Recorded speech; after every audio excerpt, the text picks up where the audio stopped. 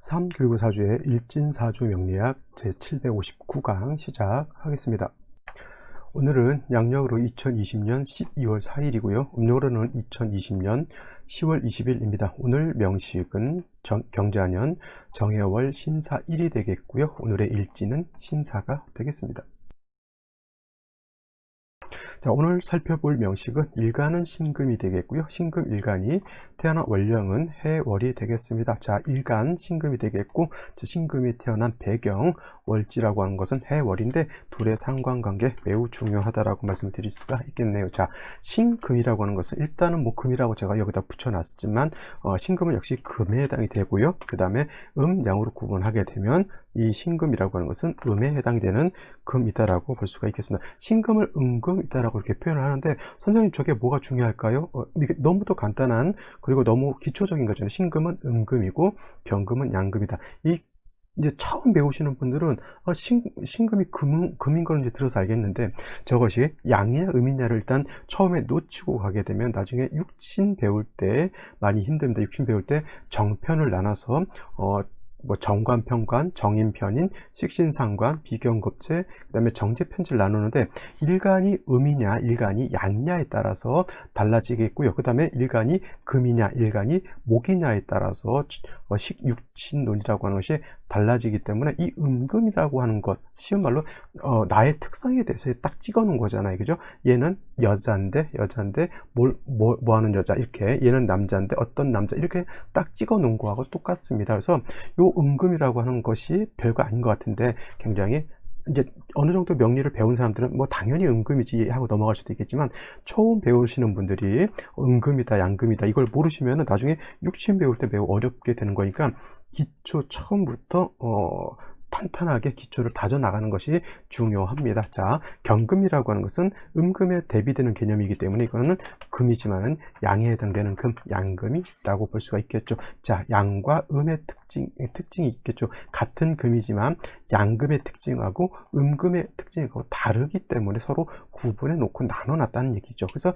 양이라고 하는 뜻은 크고 강하고 밝고 무겁고 뭐 이런 개념이다라고 하면은, 음이라고 하는 것은 가볍고 내지는 뭐 밝지 않으니까 어두운 것이고, 무겁지 않으니까 가벼운 것이고, 뭐 이런 식으로 놓고 볼 수 있습니다. 무겁고 가벼운 것을 어떤 분들은 가벼운 것을 양으로 하고 무거운 걸 음으로 놓고 보는데, 이거는 기준에 따라서 약간 좀 달리 볼 수 있는 거고, 음양이라고 하는 것은 어차피 뭐 서로 상반되는 개념이면서도 조금은 그 상대적인 개념이기 때문에 너무 틀에 박히게 이렇게 생각하실 필요는 없고요. 일단 양금과 음금이라고 하는 것, 양금이라고 하는 건 단단하죠.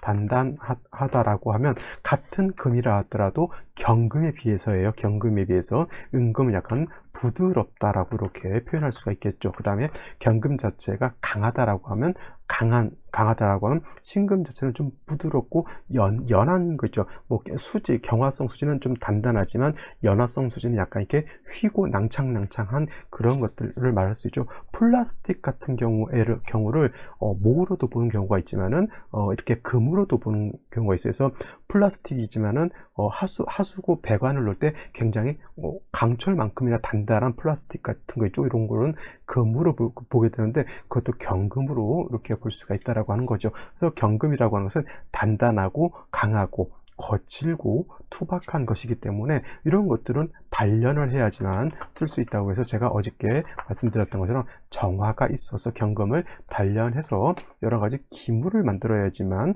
경금의 용도가 있다라고 하면, 신금 같은 경우는 이미 기물을 만들었다라고 이렇게 보면 됩니다. 제 앞에도 여러분들은 보이시지 않겠지만, 이렇게 청동이라든가 이렇게 노스로 된 여러 가지 장신구들이 몇 개 있습니다. 뭐 멍멍이들도 있고 몇 개가 있는데, 이런 것들은 원래 노시라고 하는 것이, 원래 노스는 거칠고 녹슬어 있고 약간 불순물이 섞여져 있는 것이죠. 이게 바로 경금이다라고 하면, 이걸 갖다가 순수한 동이라든가 순수한 은을 이렇게 뽑아내서 이렇게 여러 가지 장신구들 있잖아요. 이런 거 만들어 놓으면 이거는 경금, 완철금을 갖다가 단련을 해서 이렇게 장신구를 만드는 거죠. 그렇다고 해서 경금이 신금으로 바뀌고 그렇다라고 보지 마시고요. 경금과 신금은 다르다. 이미 신금 같은 경우는 단련을 맞춰서 기물을 만들어져 있는 것이고요. 비유를 할 때는 보석이라든가 이런 것들이 좀 뭐 각종 장신구들 같은 것, 이런 것들 해당이 될 수가 있겠고, 여러분들 여자분들 좋아하는 거 주얼리 같은 것도 있죠. 뭐 이거 뭐 같은 것이죠. 이렇게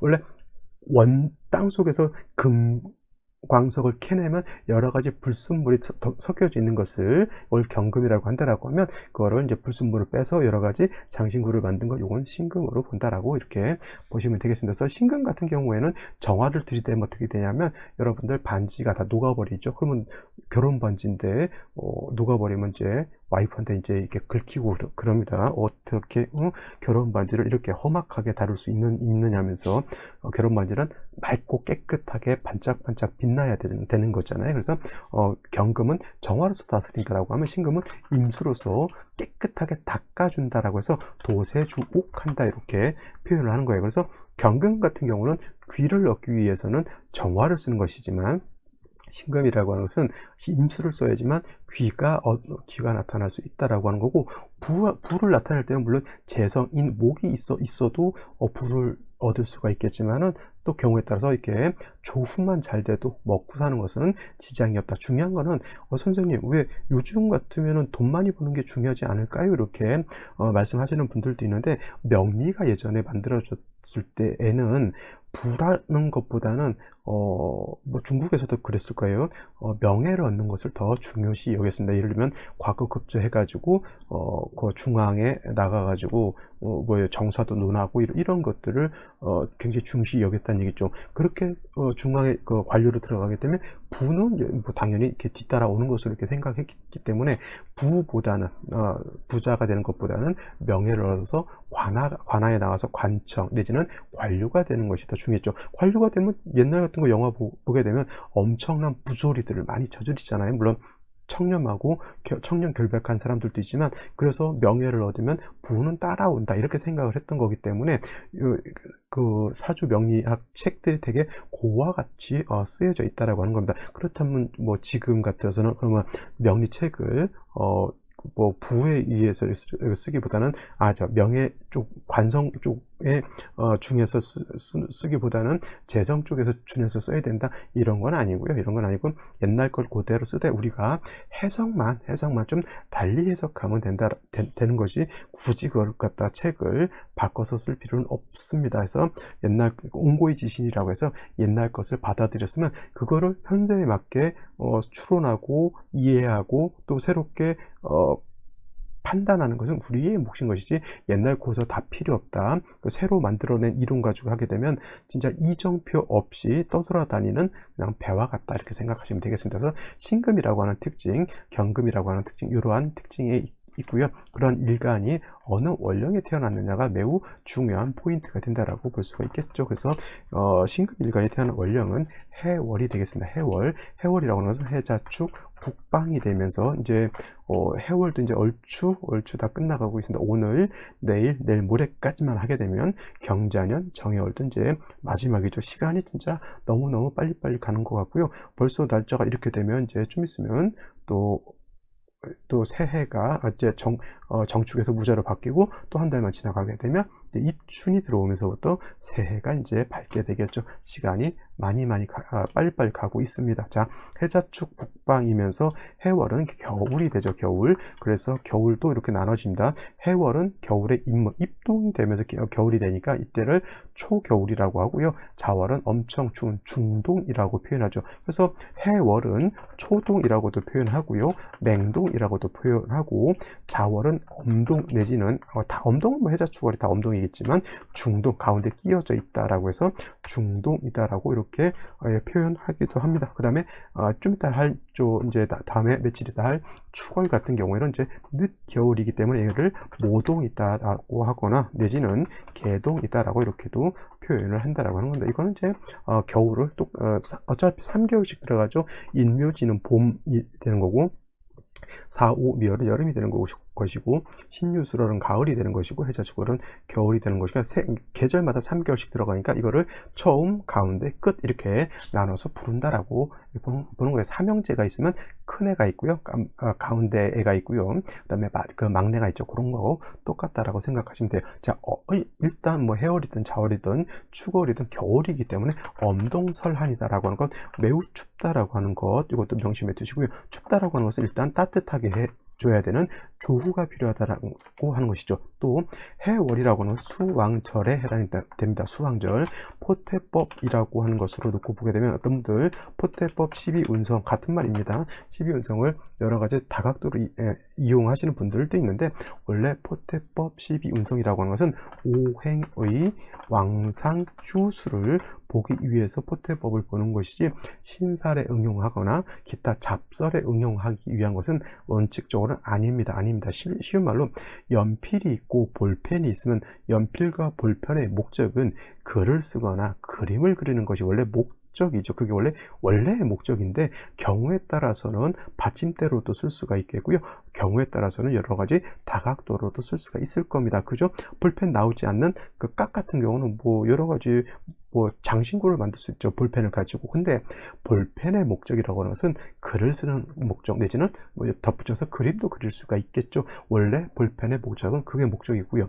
포태법 12운성이라고 하는 것도 오행의 왕상효주, 오행의 왕하냐 약하냐, 이거를 보기 위한 것이 원래 12운성 포태법의 원래 목적인데, 이거를 부수적으로 뭐 12신살이라든가 이런 걸 보는데 쓰기도 합니다만, 그건 아까 말씀드렸던 것처럼 볼펜을 가지고 부차적인 목적으로 쓰는 거죠. 책 같은 것도 있죠. 책은 그 저자가 독자들한테 여러 가지 사상이라든가 지식이라든가 이런 거를 내어주기 위해서 쓴 것인데, 경우에 따라서 이제 머리 베고 잘 수도 있고요, 어떤 사람들은 이제 라면 받침대로도 쓰는 경우가 있습니다. 이거는 부차적인 것이지 책의 주요 목적은 아니다. 12운성 포태법도 마찬가지다, 이렇게 생각해 두시면 되겠습니다. 그래서 포태법으로 해월을 보게 되면, 이 해월이라고 하는 것은 수는 어떻게 돼요? 수는 여기가 임관지가 되는 거고요. 그 다음에 금은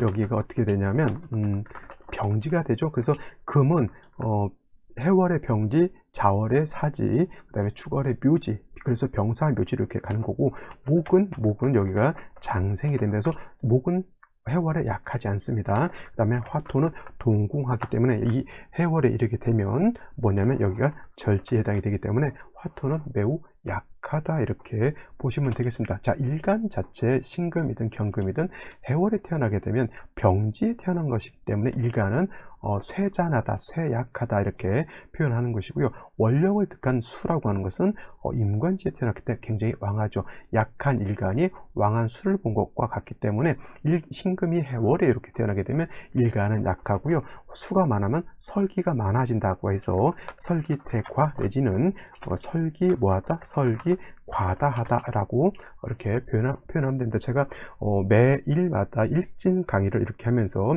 이렇게 한자로서 이렇게 설기태가 설기과다, 왕상휴수 뭐 이렇게 내지는 살인상생, 뭐 식신제사 이렇게 써주는 것은 여러분들 꼭 많은 단어가 아니고 저는 거의 쓰는 단어를 위주로 많이 쓰는데, 제가 많이 쓴다라고 하는 것은 사주에서 그만큼 많이 통용하고 많이 볼 수 있는 단어들이라고 하는 겁니다. 그래서 이런 단어들은 꼭 기억을 좀 해두셨으면 좋겠어요. 설기태가 설기과다라고 하는 것은, 설이라고 하는 것은 우리 설사한 단어죠. 설사. 사람이 뭘 잘못 먹으면 이렇게 밑으로 이렇게 뿜어져 나가죠. 그게 설사인데, 기가 뿜어져 나가는 게 뭐예요? 그게 설기예요. 설사, 설기, 기가 이렇게 바깥으로 팍팍 나가는 건데, 태과하다라고 하는 것은 뭐예요? 지나치게 과다하다라고 하는 것도 마찬가지로 지나치게 많다라고 하는 뜻이죠. 설기태과의 한자의 뜻이 뭐냐면, 설기라고 하는 것은 기가 그러니까 설자는 새어 나간다라고 하는 거예요. 구멍이라든가 그 틈에서 뭔가가 이렇게 새어 나간다라고 하는 것인데, 설기, 기가 새에서 나간다라고 하는 뜻이고요. 태과라고 하는 때 태자는 클 태자, 심하다, 매우 이런 뜻이고요. 과자는 지나다, 초월하다, 빠져나간다 이렇게 뜻이니까 기가 빠져나가는 것이 아주 심하게 빠져나간다라고 하는 뜻이 뭐예요? 설기태과, 설기과다도 마찬가지죠. 그래서 신금이 해월에 태어나거나 경금이 해월에 태어나게 되면 일간은 쇠약한데 설기가 너무 많으니까 애가 기진맥진하는 것이죠. 예를 들면 이런 것이죠. 50대, 60대 된 사람은 적당량의 운동을 하더라도 적당량의 걷기 운동이라든가 간단한 근력 운동이라든가 요즘 이렇게 게이트볼인가요? 그런 것들도 이제 어르신들 많이 하는데 60대, 70대 되시는 분들이 막 마라톤 뛰고 하면 어떻게 됩니까? 물론 그 뛰시는 분들도 있습니다. 체력 관리를 굉장히 잘 하신 분들은 그렇게 이제 운동을 많이 하시는 분들도 있지만 그래도 약간 보편적인 기준에서 연세 드시는 분들이 42.19kg를 완주하기 이렇게 쉬운 건 아니죠. 그렇게 하게 되면 젊은 사람들은 금방 체력을 회복하지만 연세 드신 분들은 한번 뛰고 나면 그래서 기력을 빨리 보충하기 좀 어렵죠. 그래서 운동선수들이 30대 후반 이렇게 되면은 운동선수로서는 빨리 너무 이제 많은 나이가 돼서 30대에서 40대 정도 되면 이제 은퇴 같은 것도 많이 하잖아요. 그런 것이 바로 그 쇠자나 있을 때 너무 많은 기를 빼게 되면 설기과다하다. 그러니까 일간이 어떻게 돼요? 약하다라고 하는 거예요. 그러니까 신금이 해월이 태어났을 땐 약한 일간을 일단 도와주는 것도 필요하고요. 그 다음에 해월이라고 하는 것은 동절이기 때문에 동절은 물이 얼죠. 해월이 어차피 수가 왕한 계절이기 때문에 수가 왕한 건 나쁘지 않다 하더라도 물이 얼어 있으면 물이 아니라 얼음이 되는 것이죠. 또 신금이라고 하는 건 아까 말씀드렸지만 임수로서 도세주옥한다라고 하는 것을 좋아한다라고 했는데 해수 안에는 또 이건 다행인 것이죠. 무토라고 하는 것, 간목이라고 하는 것, 그 다음에 임수라고 하는 것이 원령 자체에 이렇게 임수가 들어가 있다라고 하는 겁니다. 그래서 신금 자체가 임수를 원령에서 얻었기 때문에 임수가 더 이상 왕할 필요는 없습니다. 중요한 건 일간이 약하기 때문에 약한 일간을 도와주고 조후해야 된다라고 하는 것 두 가지죠. 그래서 사주라고 하는 것은 제가 중화가 필요한데 왕쇠의 중화와 한난조습, 한열의 중화가 필요하다라고 하는 것이 그렇습니다. 그래서 신금이 해월에 태어났을 때는 원령에 있는 해수로서 신금을 충분히 도색할 수 있는 것은 매우 장점이지만 일간이 너무 약하고요. 해월이 너무 춥다라고 하는 얘기죠. 그러니까 일간을 돕고 따뜻하게 해주면 이 사주는 좋은 사주가 될 수 있다. 이렇게 정리를 해볼 수가 있겠습니다. 금을 도와준 것은 인성인 토로서 생조해주는 방법과 비겁인 금으로서 방신해주는 방법이 있는데 제가 지난번 경금, 신금 얘기할 때도 말씀을 드렸지만은 신금이라든가 경금 같은 경우에는 인성인 토로서 생조해주는 것보다는 비경겁제인 금으로서 방신해주는 것, 방신이라고 하거나 아니면 방조해준다라고 합니다. 그래서 요 금으로서 방신해주는 것을 더 좋아합니다. 왜냐하면 금은 핵심이 뭐냐, 특히나 신금은 맑고 깨끗해야 된다 그랬죠. 보석이 토를 보게 되면 약간 탁해진다라고 볼 수가 있겠고요. 수라고 하는 것도 토를 보게 되면 탁수가 되기 때문에 금수는 맑고 깨끗한 것을 좋아하기 때문에 토가 있으면 약간 탁기를 띠게 되기 때문에 그렇게 되는 것이고, 유금이라든가 신금 같은 것이 있으면 이렇게 신금이 뿌리를 얻게 되니까 신금이 약하지 않죠. 반드시 또 뭐가 있어야 되냐면 병화라고 하는 것이, 화라고 하는 것이 있어서 조우를 해 주어야지만 사주가 원활히 중화를 이룰 수 있다. 이렇게 설명을 드릴 수가 있겠습니다. 자, 여기까지 설명드리고요. 오늘의 명식, 생식 알아보도록 하겠습니다. 자, 오늘의 명식을 다시 살펴보게 되면 음금인 신금일간이 동절인 해월에 태어난 사주 명식이 되겠고요. 격국이라고 하는 것으로 놓고 보게 되면 여기서도 격국을 논할 때는 아까 제가 말씀드렸던 신금이 음금이라고 하는 것, 경금이 양금이라고 하는 것은 별것 아닌 것 같지만 격국을 볼 때도 또 필요하죠. 음금이라고 하는 것이 양수를 받죠. 음대 양이면 정자를 붙일 것인데 수라고 하는 것은 금의 입장에서 정편으로 나누진 않고 식신 내진 상관으로 나죠. 그래서 음금이 양수를 받기 때문에 이건 상관격이다라고 볼 수가 있겠습니다. 이게 만약에 신금이 아니라 경금이었다라고 하면 식신격이 될 것이고요. 그렇죠? 근데 또 상관격인데 일간은 약하고 상관이 왕하면 이걸 갖다가 뭐라고 하냐면 금수 진상관격이다라고 말씀드릴 수가 있죠. 진짜가 붙으면 이런 단어들은 꼭 기억해 두시기 바래요. 진짜가 붙으면 진짜 상관격이라고 해서 일간이 약하고 상관이 왕한 것을 말하는 거고요. 참고로 예를 들어서 금수 가상관격이다라고 하는 것은 이거는 반대로 요거는 가짜가 붙죠. 거짓 가짜가 이렇게 붙게 되면 요거는 반대로 일간이 왕하고 수가 약하다라는 거예요. 예를 들면은 이렇게 볼 수가 있겠죠. 신금이 6월에 태어나서 이렇게 임수를 보게 되면 이거는 금왕절에 뭐가 왕한 거예요? 이건 금왕절에 일간이 왕하고 임수가 있으면은 이거는 임수가 상관이 좀 금에 비해서 좀 약하죠. 이런 걸 갖다가 금수 가상관이라고 하는 거고요. 이렇게 해월에 이건 수가 왕한 계절에 이렇게 다시 임수가 투출해도 그렇고 투출하지 않아도 그렇습니다. 이거는 일간이 약하고 상관이 왕하기 때문에 이건 상관이 진짜 왕하다고 해서 이걸 진상관이다라고 표현하죠. 진상관은 일간이 약하고 상관이 왕한 것이기 때문에 이걸 아까 말씀드렸던 것처럼 설기태과 내지는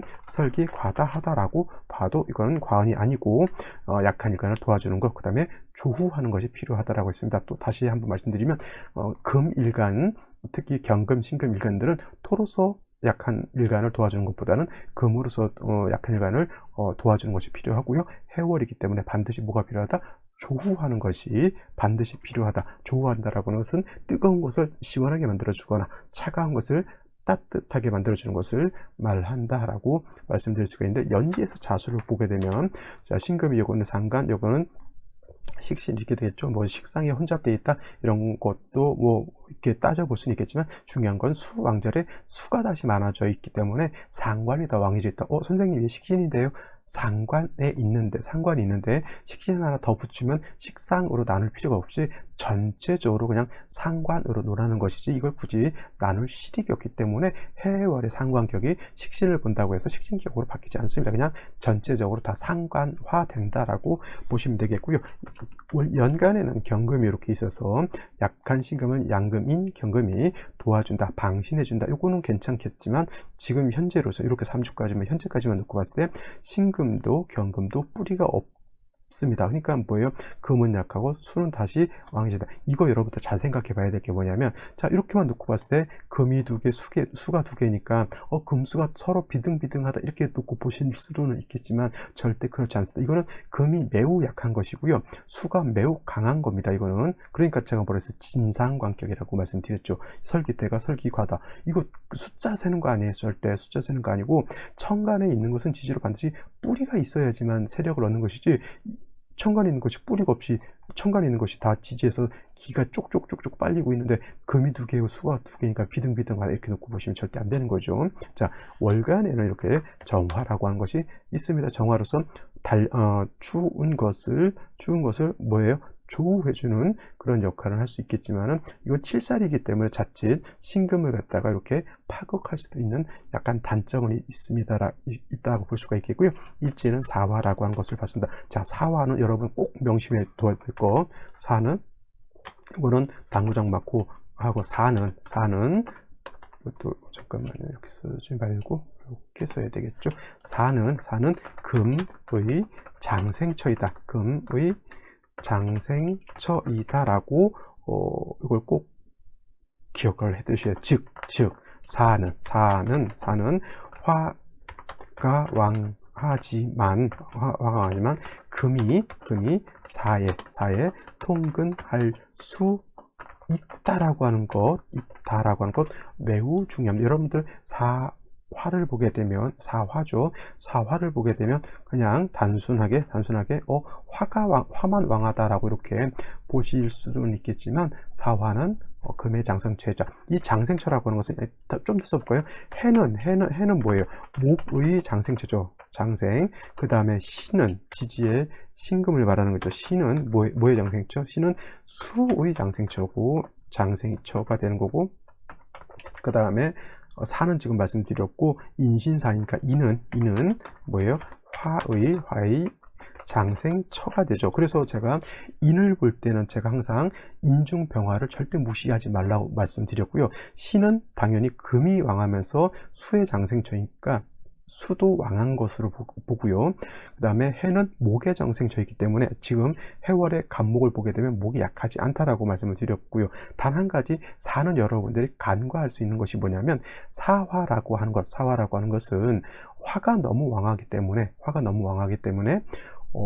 금이 여기에 통근할 수 있다라고 하는 것을 간과하시는 분들이 많이 있습니다. 근데 이렇게 사화가 지지해 있으면 일간신금도 그 다음에 연간에 있는 경험도 여기에 뿌리를 둘 수 있다라고 하는 것이 매우 중요합니다. 근데 오늘 명식에서는 당연히 사중병화로서 조우하고요.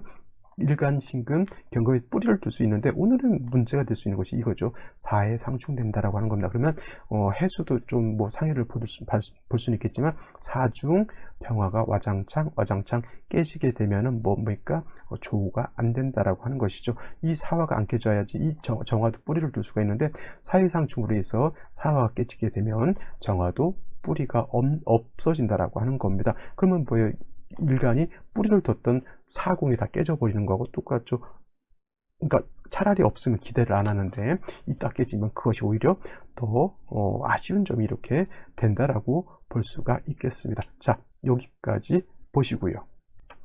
자, 다음으로 오늘의 생시를 한번 살펴보도록 하겠습니다. 오늘의 명시 신금이 해월에 태어나서 일간은 약하고 상관이 와서 금수진상관격 설기태가 설기과다가 돼서 약한 일간을 도와주고요. 그 다음에 화로서 조우해야 되는 그런 국세가 된다고 말씀드렸는데 연지 자수가 있어서 수가 더 왕해지게 되고 수가 겨울에 많아지게 되면 기운은 더 하강한다라고 말씀드릴 수가 있는데 경금이 있다라고 하는 것은 약한 신금을 도와줄 수는 있어도 또 경금은 다시 수를 생해야지 약간 단점은 없지 않아 있습니다. 월간의 정화라고 하는 것 조우할 수 있는 것이지만 자칫 신금을 갖다가 칠살인 정화가 파극할 수 있는 그러한 맹점도 하나가 있는데 중요한 건 연지에 있는 사화라고 하는 것이 금의 장생처죠. 그래서 신금도 경금도 뿌리를 내릴 수가 있다라고 하는 것이 중요한데 문제가 사해상충으로 인해서 사궁이 깨져버렸다라고 하는 것 꼭 명심해 두시기 바라고요. 생시 같은 경우에는 물론 조우도 생각해 주어야 되고요. 약한 신금을 도와줄 수 있는 글자가 있어주면 좋다라고 말씀을 드릴 수가 있는데 저 같은 경우 무자시라든가 이 무술시 같은 경우는 아무리 일간 신금이 약하다 하더라도 이거는 저는 결코 바람직하지 않다. 왜냐하면 신금은 작은 금이기 때문에 무토가 투출하는 것은 결코 좋지 않고요. 만약에 부득이하게 일간을 생조해 줘야 된다라고 하면 이렇게 작은 돈, 축토, 기토 등가 있어서 신금을 생주해 주는 것은 나쁘지 않습니다. 그래서 요거는 그렇다 하더라도 매금은 아니더라도 기토가 신금을 탁하게 만드는 그런 단점이 있는데 그래도 수가 있다라고 하면 요거 뭐냐면 신금을 도세주옥할 수 있다. 중요한 건 뭐냐면 조후가 잘 되지 않는다라고 하는 단점이 있기 때문에 이런 경우에도 목화운으로 가서 좀 화가 살아나는 것이 가장 필요치 않을까라고 생각이 들고요. 그 다음에 경인시 같은 경우에는 역시나 경금, 신금, 경금이 있어서 이것도 금이 왕할 것 같지만 이건 금이 왕한 것은 아니고요. 이거 사해상충이 해소가 되지 않습니다. 인중병화가 있어서 그나마 조후하고 그 다음에 인중 정화가 여기에 뿌리는 둘 수가 있겠죠. 단 화가 살아나는 경우 신금의 경우에 따라서는 파극될 수 있는 그런 운세가 언젠가는 있기 때문에 정화가 있다라고 하는 것이 그렇게 저는 거기에 썩 마음에 들진 않는다라고 보시면 됩니다. 자, 임진시 같은 경우에는 여긴 진토가 있습니다. 진토. 자, 이런 것이 있죠. 지지로 진토, 그 다음에 술토, 그 다음에 미토라고 하는 것이 있고요. 미토, 그 다음에 축토라고 하는 것이 이렇게 있는데 중요한 것은 신금 입장에서 진술축미토는 뭐냐면 다 인성에 해당이 되는데 여기서 신금이 통근할 수 있는 것은 술토하고 통근이죠. 이거는 술토하고 축토는 통근할 수가 있다라고 보시면 되겠고요. 진토하고 그 다음에 뭐냐면 진토하고 미토는 통근이 되지 않습니다. 통근이 되지 않죠. 그냥 토니까 그냥 일간을 생조해 준다라고 하는 개념하고 그러니까 상생의 개념하고 상생의 개념하고 통근의 개념은 다르다라고 보시면 되겠는데, 여기에 있는 진토라고 하는 것은 습토로서 금을 생해 줄 수는 있다 하더라도 신금 자체가 통근할 수 없죠. 임수가 투출된 것은 해월에 자수까지 본 상태에서 임수 투출하면 이건 그 수가 굉장히 왕한 겁니다. 뭐 물론 이제 무토가 있어서 제하는 것도 이런 경우에는 나쁘지 않다 손치더라도, 이런 경우에는 오히려 금운을 가는 것이 조금 더 일간을 더 도와주는 그런 운으로 가는 것이 더 좋을 것이다라고 보는데, 역시나 한습함이 문제죠. 사화가 있는 것이 아니라 사해충이 돼서 깨져 있고요. 조우가 안 됩니다. 임수가 투출하게 되면 한습이 가중된다라고 보는 게 맞고요. 갑오시가 된다 하더라도 일간이 좀 약해지죠. 역시나 오화, 시지에 있는 오화는 충이 되지 않죠. 연지에 있는 자수가 시지에 있는 오화를 충하지 않습니다. 사해충은 가능하더라도 자오충은 되지 않죠. 오중에 있는 정화가 투출되어 있기 때문에 이 정화는 그래도 어느 정도는 세력을 가지고 있고요. 그 다음에 목이 투출돼서 화를 생해 주니까 좋긴 한데, 이게 병화였으면 병신 합이 될 텐데, 정화는 왜 금을 자꾸 파극하려고 하는, 맹수가 옆에 있는 거하고 똑같기 때문에 신금일간이 굉장히 신경이 예민해질 것이라고 이렇게 생각되죠. 병신시 하나만 보고 마치도록 하겠습니다. 병신시가 되면은, 자, 원래 사주에 있는 병화가 투출한 것이 되는 것인데, 역시나 사해충이 되게 되면 병화의 뿌리가 다 없어진 거하고 똑같습니다. 그렇다 하더라도 화를 보는 것은 나쁘지 않은 거고요. 이거 어떤 분들이 이제 관살혼잡이 됐다라고 이렇게 볼 수 있는데, 이건 화 자체가 좀 약하죠. 물론 이거 관살혼잡으로 봐도 크게 문제될 바는 아닙니다만, 제가 봤을 때는 그래도 일간 신금이 일단 신의 뿌리를 뒀다라고 하는 것만큼은 제가 나쁘게 보지 않습니다. 목화운으로 와서 화가 살아나는 것은 나서 조해도 좋겠죠. 신금이 일시지에 뿌리를 둬서 일간이 살아 있습니다. 근데 화운을 가게 되면 조우해서 좋긴 한데, 뭐냐면 관살혼잡은 살아난다라고 하는 거예요. 그런 것들은 다시 한번 살펴보시죠. 조우가 돼서 환경은 좋아질지 모르겠지만, 관살혼잡이 되면은 또 관살혼잡에 대한 폐단이 나타날 수 있다, 이렇게 정리를 해두시면 되겠습니다. 자, 오늘 같은 경우에도 사해충으로 인해서 좀 사주가 많이 편고해져 있다, 좀 중화를 이루기가 좀 어렵다, 이렇게 볼 수 있는 겁니다. 될 수 있으면 이렇게 충이 잘 되지 않는 날을 보는 것이 더 좋지 않을까, 이런 생각이 듭니다. 자, 여기까지 설명드리도록 하고요. 저는 내일 또 찾아뵙도록 하겠습니다. 감사합니다.